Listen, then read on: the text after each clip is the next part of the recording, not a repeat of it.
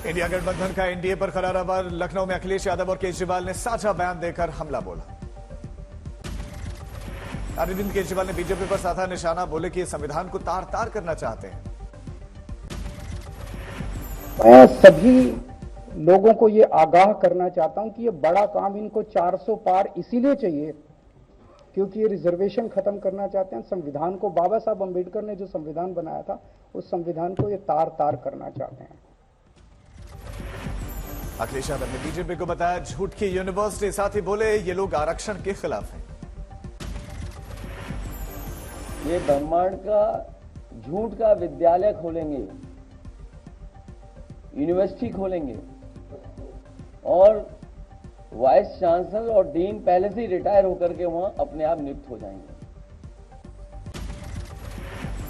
लखनऊ में स्वाति मालीवाल पर कुछ भी नहीं बोले केजरीवाल। अखिलेश बोले कि उस मुद्दे से भी ज्यादा और जरूरी चीजें हैं। पहले विभव कुमार की गलती बताने वाले संजय सिंह ने दी सफाई, बोले कि इस पर राजनीति की आवश्यकता नहीं, आम आदमी पार्टी हमारा परिवार। स्वाति मालीवाल से मारपीट के मामले में घिरे विभव कुमार फिर केजरीवाल के साथ दिखे। लखनऊ पहुंचने पर तस्वीरें आई सामने। केजरीवाल के साथ विभव कुमार के दिखने पर बीजेपी बोली कि सजा देने के बजाय देश में घुमाना शुरू कर दिया। स्वाति मालीवाल के मुद्दे पर आज भी बीजेपी कर सकती है प्रदर्शन। एक दिन पहले भी मामला दर्ज नहीं होने पर उठाए गए थे सवाल। महाराष्ट्र के कल्याण में प्रधानमंत्री मोदी ने कांग्रेस पर बोला बड़ा हमला, कहा कांग्रेस केवल हिंदू मुसलमान करना चाहती है। और कांग्रेस चाहती थी कि 15% बजट मुसलमानों के लिए अलग से आवंटित हो जाए। मुंबई में प्रधानमंत्री मोदी का भव्य रोड शो, सीएम शिंदे और डिप्टी सीएम फडणवीस भी थे साथ। उद्धव ठाकरे पर प्रधानमंत्री मोदी का हमला, बोले कांग्रेस ने अयोध्या में रामलला के प्राण प्रतिष्ठा न्योते को ठुकराया, अब उद्धव भी उसी रास्ते पर। चुनावी रण के बीच रायबरेली में प्रियंका गांधी का प्रधानमंत्री पर वार, झूठ बोलने का लगाया आरोप। रायबरेली में प्रियंका गांधी ने प्रधानमंत्री पर बोला हमला, कहा सिर्फ हिंदू मुसलमान की राजनीति कर रहे हैं। 10 सालों से राजनीति कर रहे हैं धर्म के आधार पर। हर चुनाव को हिंदू मुसलमान बनाते हैं कि नहीं बनाते हैं? बनाते हैं। कल ये कहते हैं कि मैंने कभी ऐसा नहीं किया। सीएम मोदी ने विपक्षी नेताओं पर किया बड़ा वार, बोले उन्हें भारत में समर्थन नहीं मिल रहा तो पाकिस्तान से अपने समर्थन में करवाई जा रही बयानबाजी। जब उन्हें कोई समर्थक नहीं मिल रहा है तो अब उनके द्वारा पाकिस्तान से अपने समर्थन में बयानबाजी करवाई जा रही है। राजनाथ सिंह ने की यूपी के सीएम योगी की तारीफ, बोले पूरे हिंदुस्तान में उनके कानून व्यवस्था की चर्चा।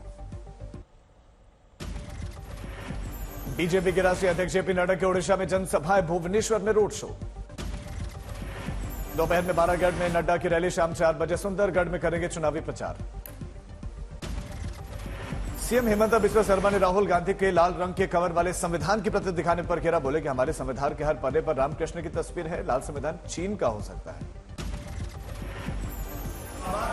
एक संविधान हाथ में लेके घूमते हैं, लाल किताब में वो संविधान है, लेकिन भारत का जो संविधान है, जो ओरिजिनल संविधान है, हर पन्ने में राम और कृष्ण का फोटो है।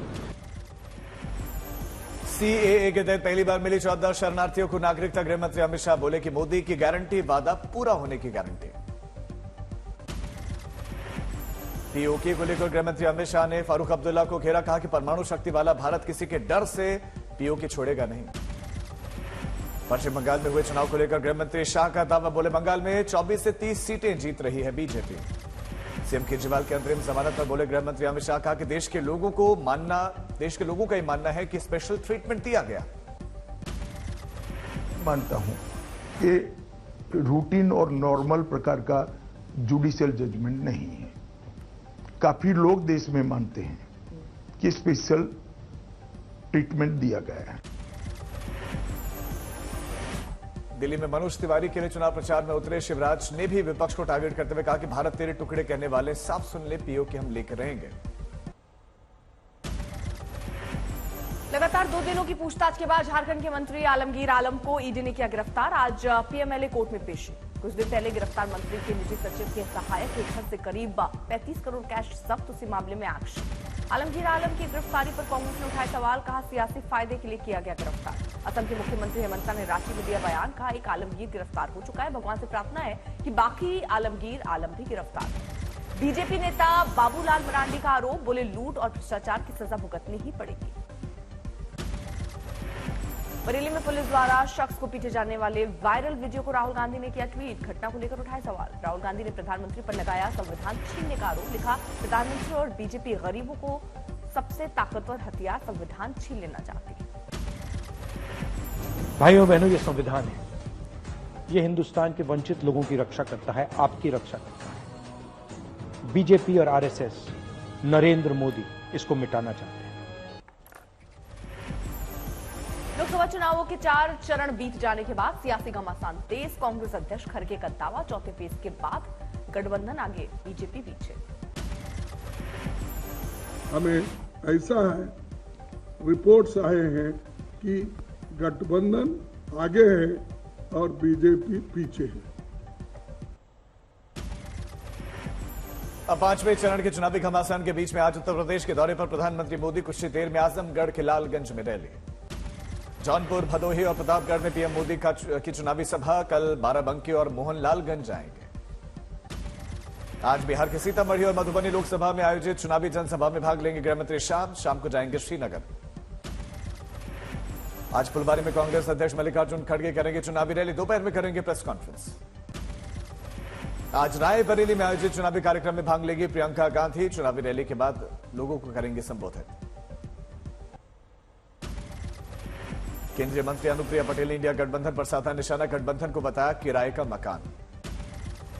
पाटलिपुत्र में आरजेडी उम्मीदवार मीसा भारती का बीजेपी पर हमला, बोले कि इस बार उनका सफा तय है।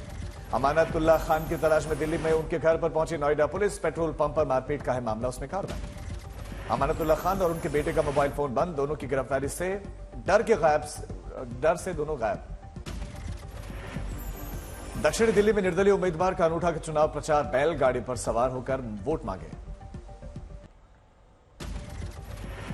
हावड़ा में ममता बनर्जी के पैदल मार्च में उमड़ी जबरदस्त भीड़, पार्टी उम्मीदवार प्रसन्न बनर्जी के लिए मांगे वोट। बीएसपी अध्यक्ष मायावती ने बीजेपी पर साधा निशाना, ट्वीट कर बोली बीजेपी लोगों को महंगाई से मुक्ति नहीं दिला पा रही। कैसरगंज सांसद ब्रिजभूषण शरण सिंह का मुसलमानों को संबोधन, बोले अगर डीएनए जांचा जाएगा तो 5 पीढ़ी से आप हमारा ही खून। यूपी सरकार के मंत्री आसिम अरुण ने घर घर जाकर लोगों को चुनावी त्यौहार में भाग लेने के लिए किया प्रेरित। लखनऊ से लोकसभा उम्मीदवार राजनाथ सिंह के लिए मांगा वोट। बाहुबली धनंजय सिंह की पत्नी श्रीकला ने अमित शाह से की मुलाकात, बीजेपी में हो सकती हैं शामिल। इंदौर में भीषण सड़क हादसा, डंपर में तेज रफ्तार कार ने मारी टक्कर, हादसे में 8 की मौत, एक गंभीर रूप से घायल। ओडिशा के क्योंझर में सड़क हादसे में 4 महिला समेत 6 लोग की मौत, कार में सवार थे सभी लोग। तमिलनाडु के चेंगलपट्टू में बस और लॉरी की भीषण टक्कर, हादसे में 4 की मौत, 15 लोग गंभीर रूप से घायल। कानपुर में सीओईटी का पेपर लीक, छात्र छात्राओं ने हंगामे के साथ किया पथराव, बवाल रोकने के लिए बुलानी पड़ी कई थानों की पुलिस। सारण के एक मदरसा में विस्फोट, 2 गंभीर रूप से घायल, एएसपी बोले साक्ष्य मिटाने की कोशिश। उत्तर पूर्वी दिल्ली में कांग्रेस उम्मीदवार कन्हैया कुमार का चुनाव प्रचार, पूछे 10 साल में केंद्र सरकार ने क्या किया। झारखंड के गढ़वा में लड़की की बेरहमी से हत्या सबूत मिटाने के लिए शव को बालू में दबाया गया, पुलिस ने बरामद की लाश। ओडिशा के गंजम जिले में चुनावी हिंसा, बीजेडी और बीजेपी कार्यकर्ताओं में झड़प, एक की मौत। देहरादून में उत्तराखंड डीजीपी अभिनव कुमार ने यात्रियों से किया निवेदन, कहा यात्रा के दौरान धैर्य रखें, कई जगहों पर पुलिस रोक सकती है ट्रैफिक। तमिलनाडु के तिरुवरूर में भारी बारिश के बाद लोगों को गर्मी से मिली राहत, बदला मौसम का मिजाज। नोएडा में तेज रफ्तार बीएमडब्ल्यू कार का कहर ई रिक्शा को मारी जबरदस्त टक्कर, हादसे में 2 लोगों की मौत। बारामती में जमीन विवाद में रिटायर्ड कर्नल ने किसानों पर फायरिंग कर दी, कोई हताहत नहीं, घटना का वीडियो सोशल मीडिया पर वायरल। करौली में जिला आयुर्वेदिक कार्यालय में दिन दहाड़े बाइक चोरी, घटना सीसीटीवी में कैद।